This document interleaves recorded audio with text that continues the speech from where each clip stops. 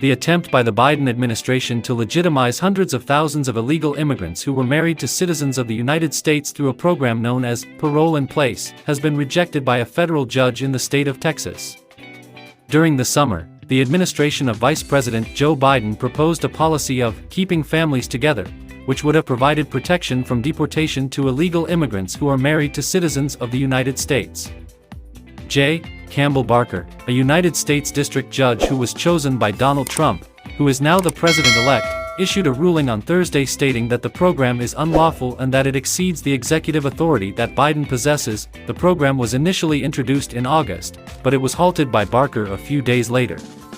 He did this in order to give himself time to evaluate a legal challenge that was brought forward by Texas and a coalition of states in the United States that included Republican attorneys general. Since its inception, the administration of Vice President Joe Biden and Secretary of Homeland Security Harris has been committed to the elimination of our borders and the reduction of our immigration system.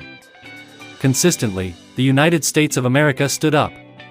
And today, the great state of Texas and the courageous Ken Paxton, along with a coalition of other courageous attorneys general, were successful in putting an end to an illegal program that would have granted amnesty to hundreds of thousands of illegal aliens and paved the way for the largest administrative amnesty in the history of the United States.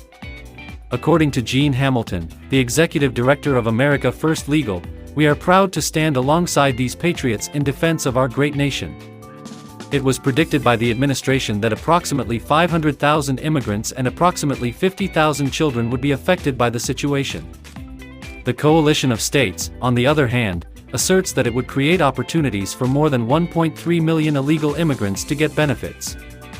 The states contended that the regulation is in violation of federal law, which specifies that it is prohibited for illegal immigrants to gain immigration benefits, including permanent status, without first having left the country and then being readmitted.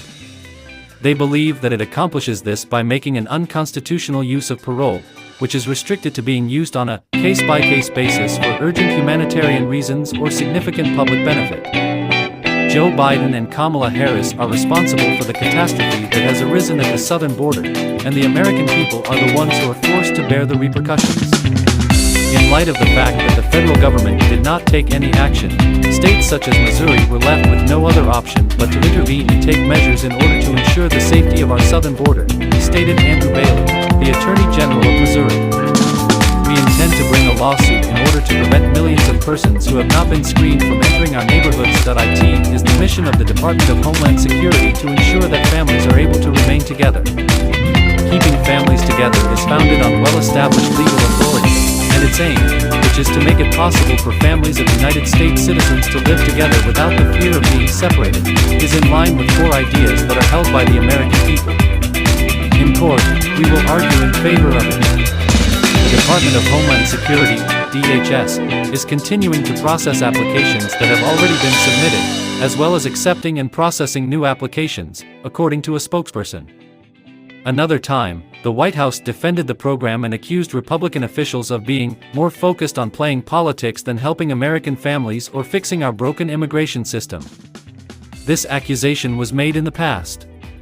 In this action, the plaintiffs are attempting to compel individuals who have been living in the United States for more than 10 years, including citizens of the United States and their families, to continue to live in the shadows.